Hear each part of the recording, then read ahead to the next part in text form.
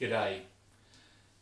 I hope you've just watched my last video about the ancient Babylonian differencing technique and W. Sawyer and his search for pattern, and how all of this is tied up with polynomials. In this particular video, I'm going to show you how to construct a polynomial equation to give a series of results.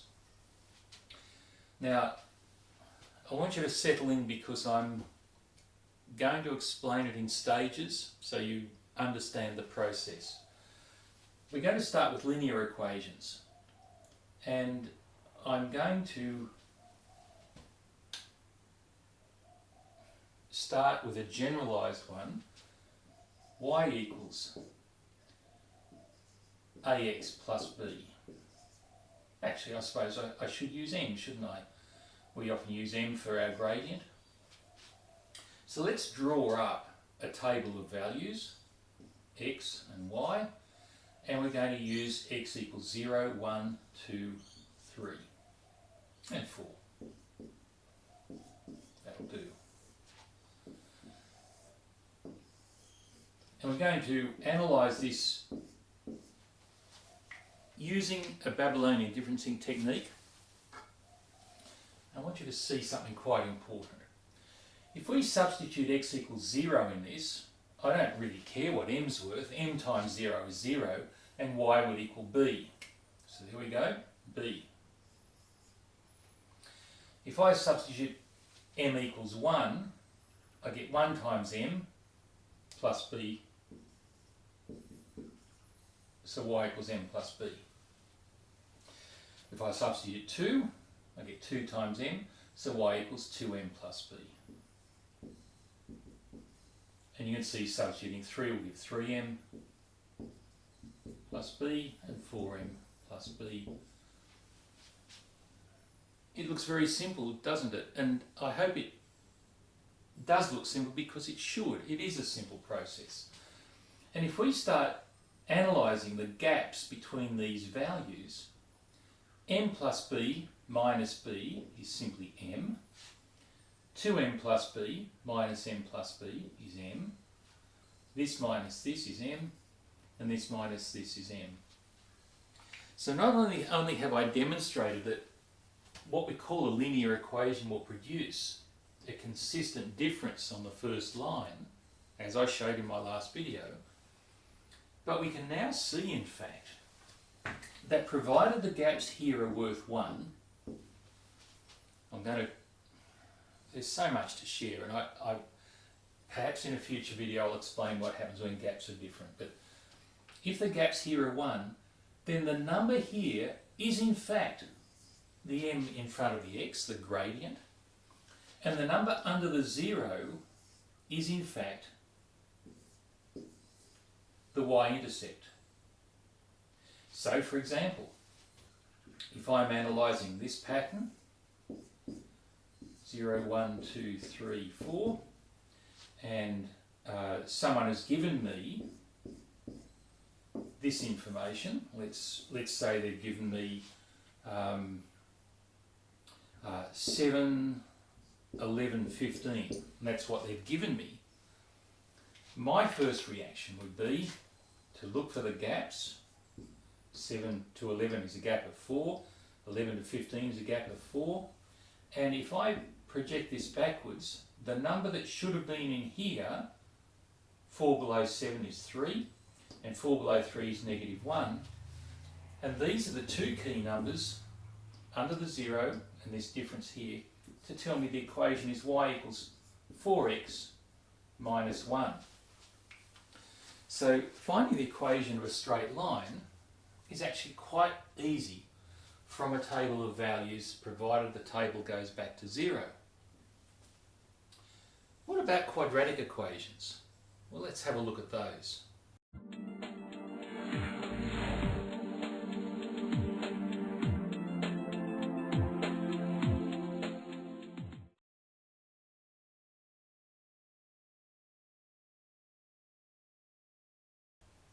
Let's write the generic quadratic equation.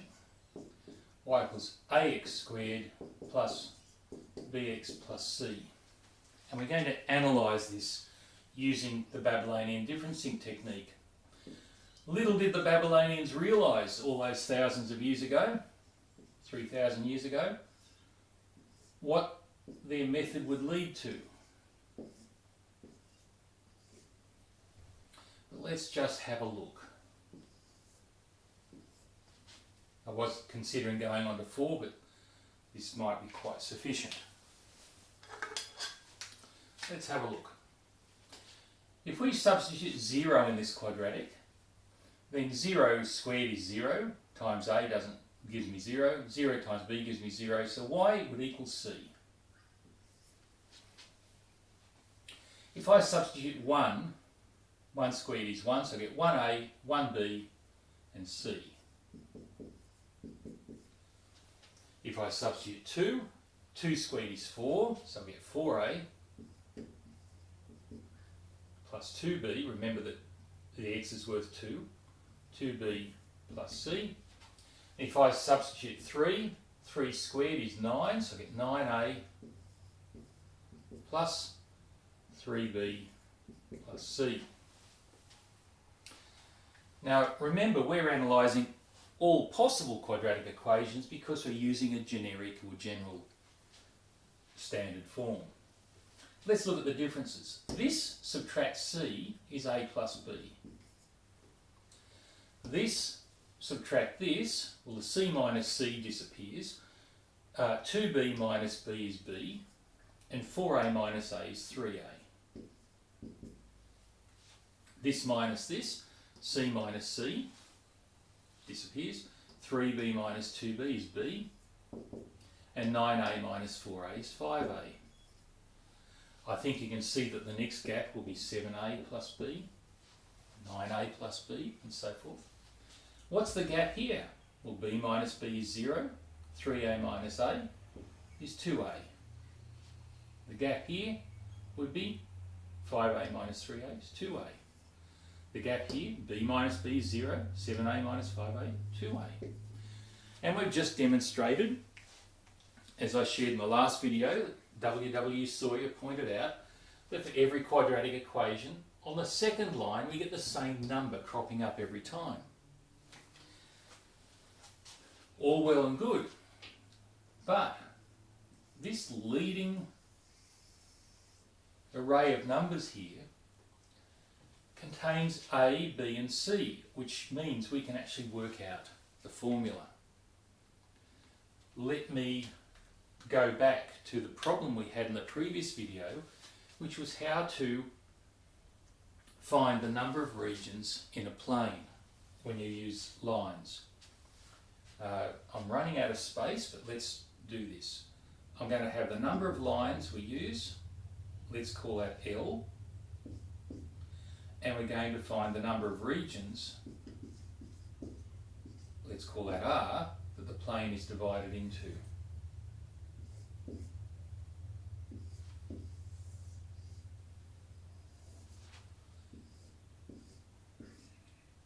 Zero, 1, 2, 3. We probably should go 4. Now I'll leave this area to work out the formula. So up here I'm going to draw the diagram. Let's imagine we have a sheet of paper, a clean sheet of paper with nothing on it. If there are no lines on it, then it forms one region, one vast region. So let's call that 1.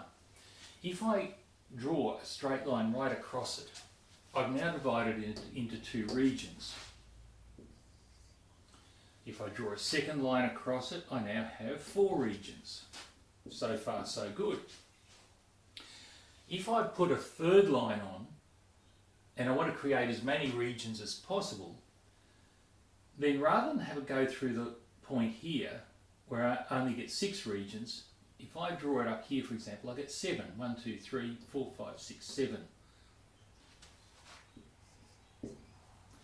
And if I draw a fourth line to try and make as many regions as possible, I'll want it to cut through the other 3 lines, so let's do it here.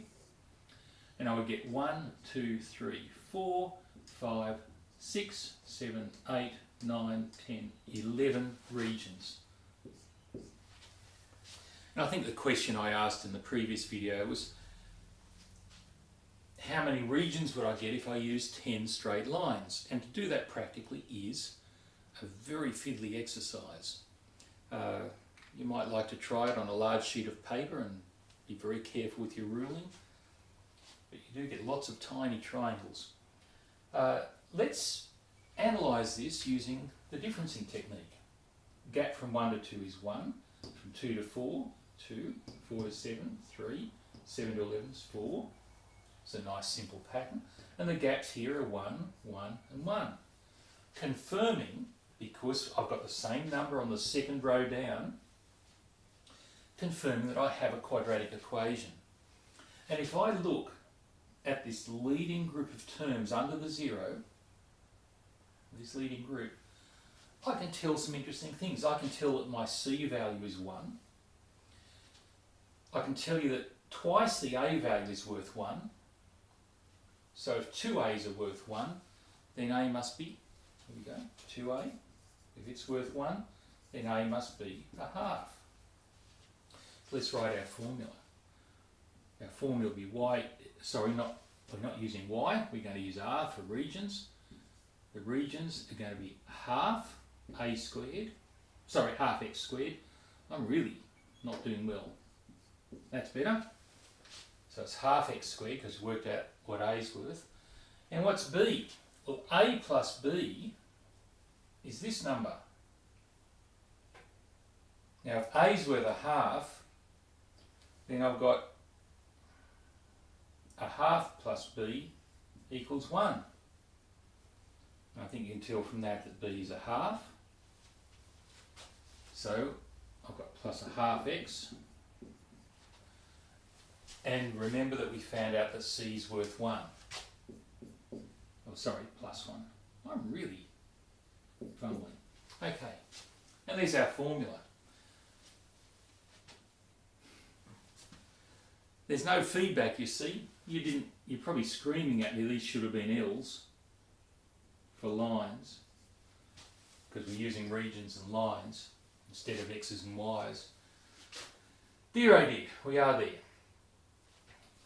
Well, could we simplify this? Well, we have a half here and a half here, so we could put the L squared plus L over 2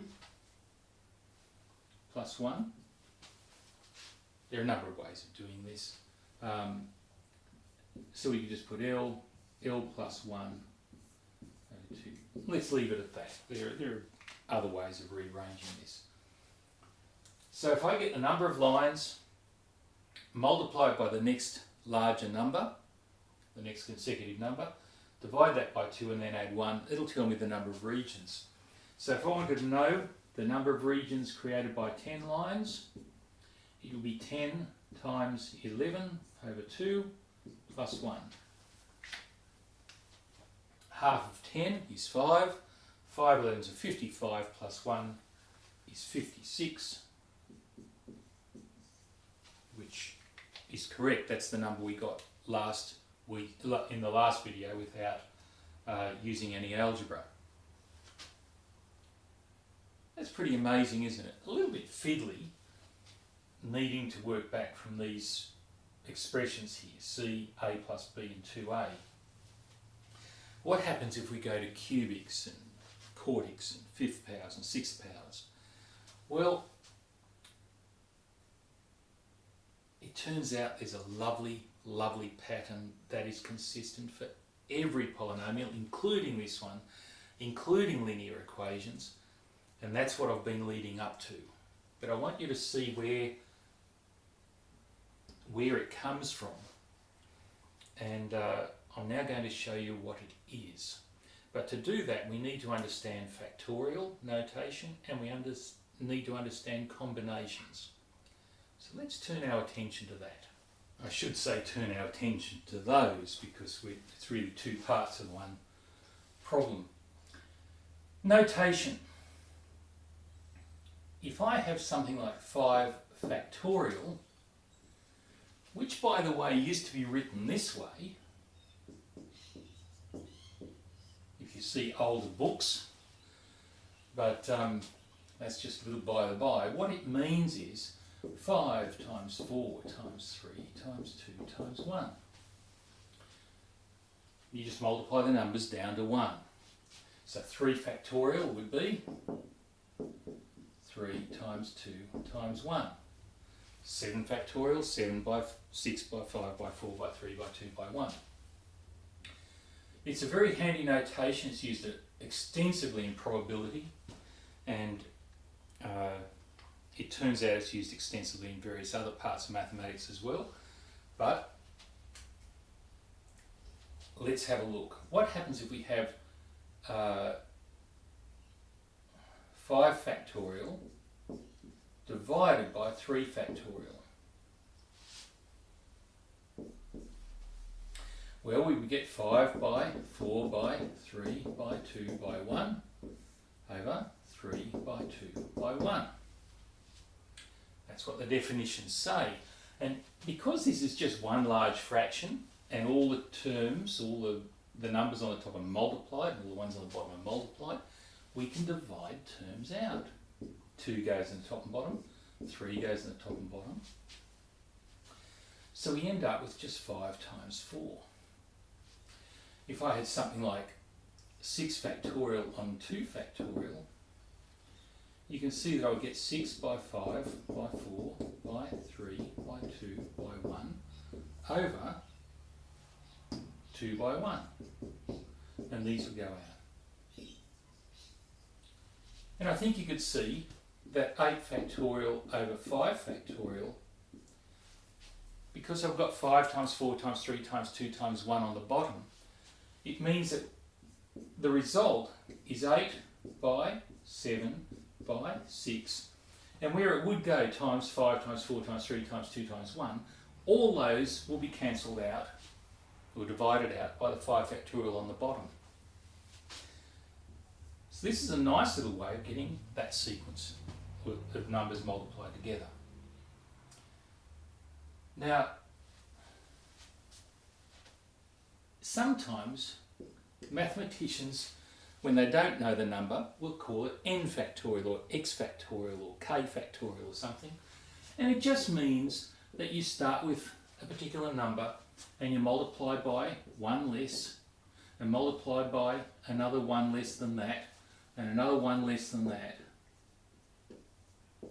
And we don't, because we don't know what n is, we don't know how long that goes for. And eventually, 3 times 2 times 1. But that's the notation we use for this. That's enough to explain, that's factorial notation. Now we have to understand combinations. If I write 5C3, there are different ways of writing this, by the way. Sometimes it's written 5, 3 in this form, and sometimes people write it slightly different positions. But we often use the letter C for these combinations. It means 5 factorial on 3 factorial times 2 factorial, where these add up to the 5. 5 by 4 by 3 by 2 by 1, 3 by 2 by 1 times 2 by 1. Now I'm giving you a real crash course, and normally if I was explaining this I would take much longer. So if you're having trouble, just rewind, go back and have a look at portions of this video. You can see this divides out, the 3 divides out, the 2 would go into the 4 twice and we would get 10. Interestingly, the answers are always whole numbers, and interestingly, if any of you are familiar with Pascal's triangle,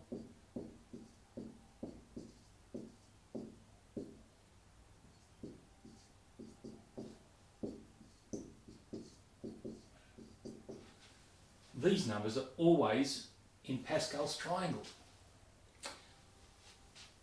That's a whole new study.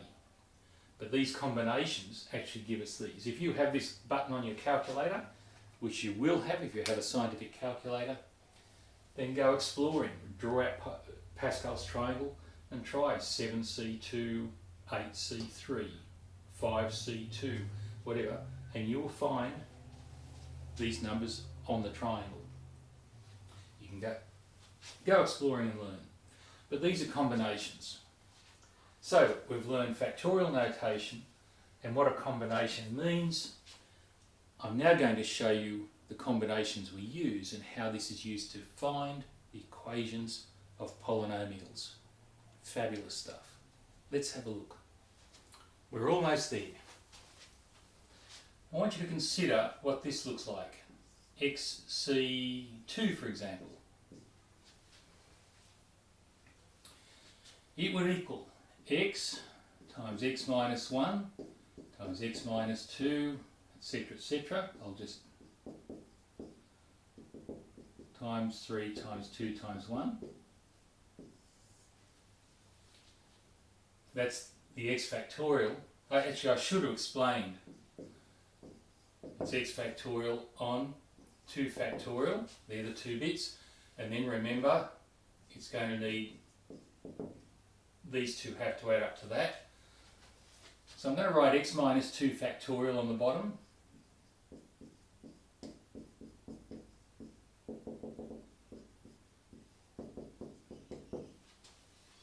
So it's just from x minus 2 all the way down to 1. And I hope you can see that's exactly what we've got here. And 2 factorial is going to be 2 by 1.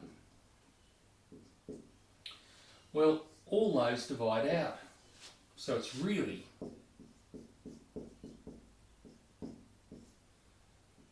I'll keep the times 1, it's a bit redundant, isn't it? If I had xc3,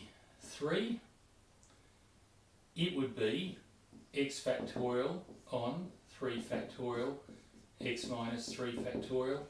The x minus 3 factorial will mean that on the top I'll get x times x minus 1 times x minus 2, but from x minus 3 all the way down will be cancelled out by that. And on the bottom I'm going to have 3 factorial. That's all you need to be able to do. And here's how it's used in analysing an expression. Let's go back to our dividing the lines up. We had lines. I'll try and remember that we're dealing with L and R, lines and regions. 0, 1, 2, 3, 4.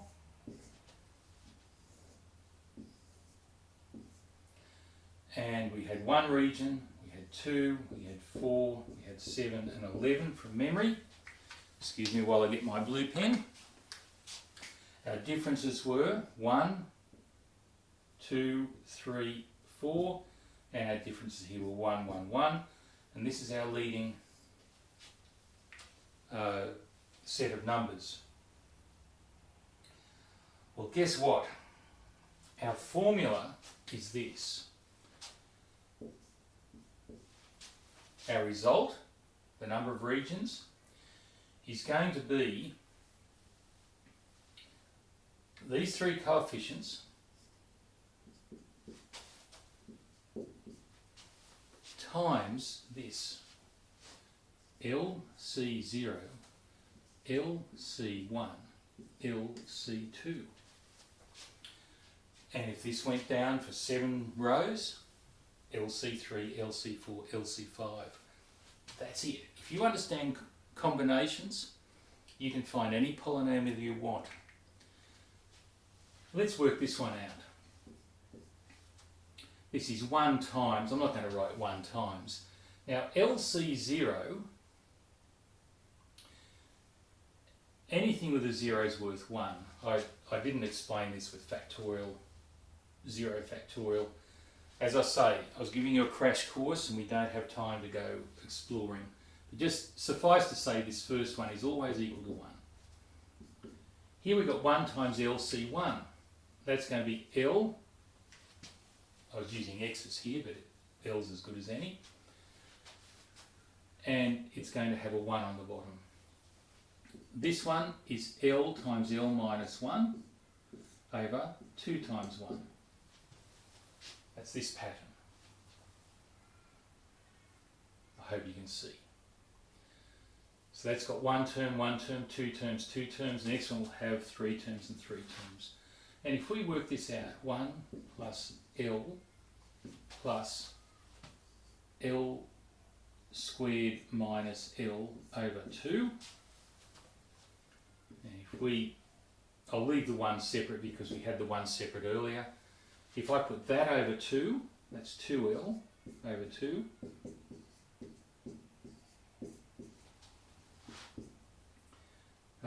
I'll put this 1 last, and these I'll put all over 2, and I've got L squared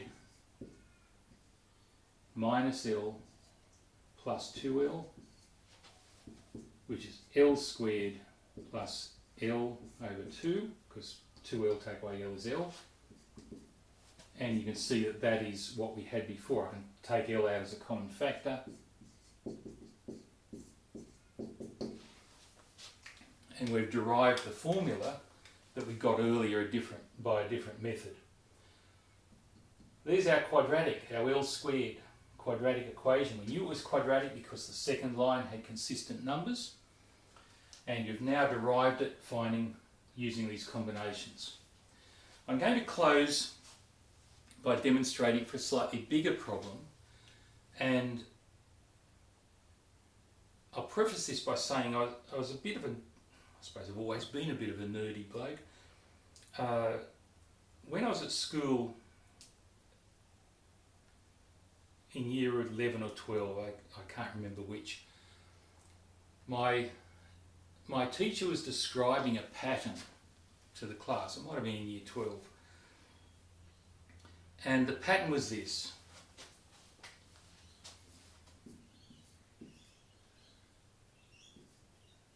When the input was 0, the output was 0. When the input was 1, the output was 2. 2 gave a 4, 3 gave a 6, and I think the 4 gave an 8. And he said, what is the next number going to be? Now I think you can see that everything's doubled. Twice 1 is 2, twice 2 is 4, and so forth. And the answer here is going to be 10. That's what he was expecting. And under normal circumstances, that's what you would expect. He was talking, I think, about what we call arithmetic sequences. But, being the nerd I was, when he asked what could it be, I said, well, it could be anything you wish. And he said, what do you mean? And because I knew this, I knew I could create a polynomial that would give me 0, 2, 4, 6, 8, and anything I wanted. And I think he said, and I said, you give me a number, I'll create a polynomial. I think he gave me the number 17, and I gave him a 5th power polynomial or something, an hour or so after the lesson. Now, I'm not going to make one quite that large, but let's change this one, and let's say we want it to be, let's say 13. I'm going to rub the rest of this off and show how we can actually create a polynomial equation that will give these results. So let's have a look. Okay, what are the gaps? 2, 4, sorry, I'm jumping ahead of myself. 2, 2, 2, 7. 0, 0, 5, 0, 5, 5.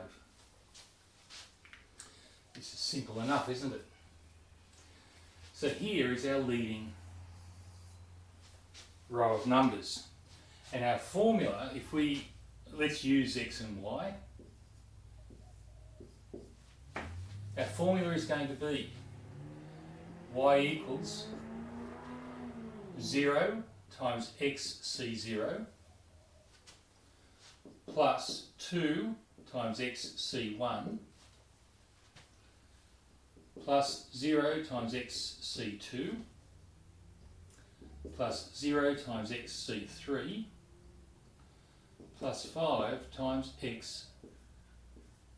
So there we go, 0, 2, 0, 0, 5, 0, 2, 0, 0, 5, and the pattern is xc0, xc1, xc2, xc3, xc4. Now the nice thing here is that because we have coefficients of 0, these terms are not going to contribute to our result at all. So what is our answer going to be? It's going to be 2 times xc1 is just an x over a 1 plus 5. Now because I'm going to, I would like to write it under here, but we'll write it over here. 5 times. Now xc4 is going to have x, it's going to have 4 terms on the top, minus 1, minus 2, minus 3, 1, 2, 3, 4, over 4, 3, 2, 1. Which equals 2x, that part's easy, plus 5 times this. Now, on the bottom we have 5 does not divide into this. 4 times 3 times 2 times 1 is 24. And we have x times x minus 1, x minus 2, x minus 3. Now, what I did when I did this for the teacher was, I think we went further and I was down to a 5th power or something like this. You can see this is a 4th power, x times x times x times x. I expanded it all and gave them this long expanded expression. But this will do. Just notice, substituting x equals 0 is easy in this, 0 and 0. So y equals nothing. That works. Let's tick these off, or check these off as we go. If I put x equals 1, well, if I put x equals 1 in here, this becomes 0, doesn't it?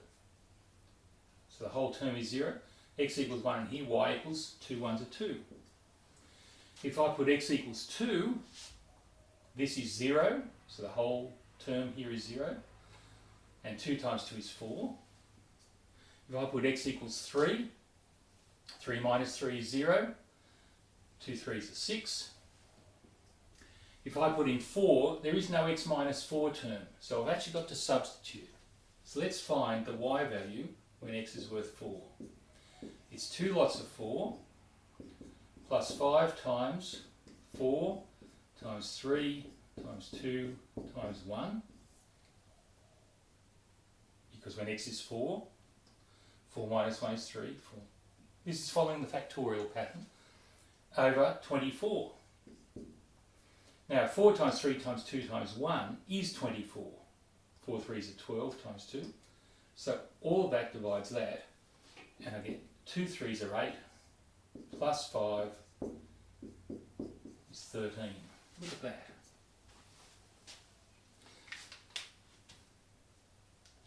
Please go exploring.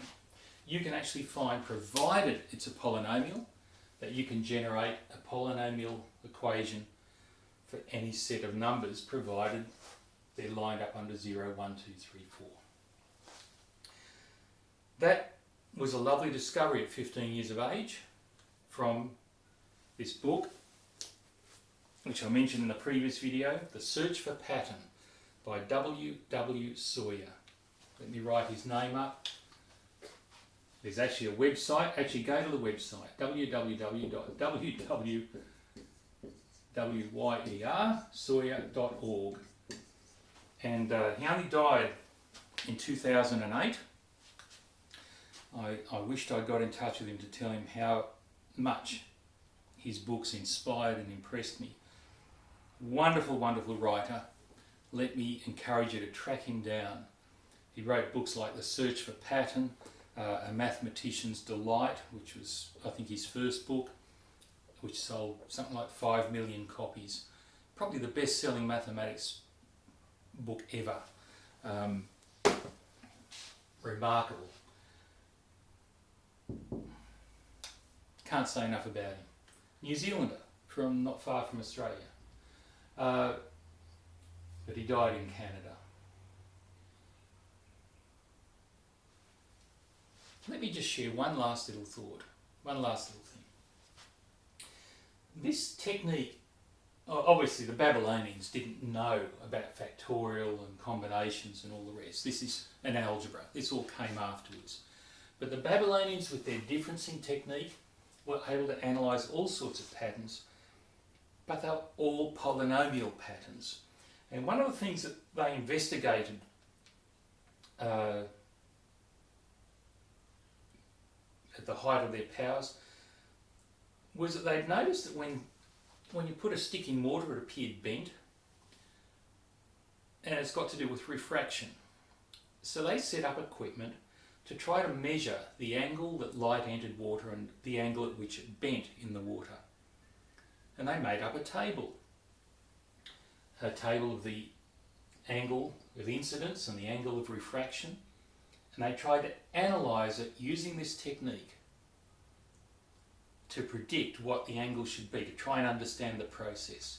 And what beat them, what they didn't realise, is that that problem is a trigonometry problem, a trigonometric one. It is not solved using polynomials. It's solved using sine of x. And unfortunately they couldn't work out the pattern. They would go so far and then it would drift off. And it was only many years later, Johannes Kepler and Schnell and others around that era who were able to formulate a trigonometric rules to describe refraction. But the Babylonians, they tried, but I guess I'm sharing this to say not all problems are resolved using this, only polynomial problems. So I'll leave it at that.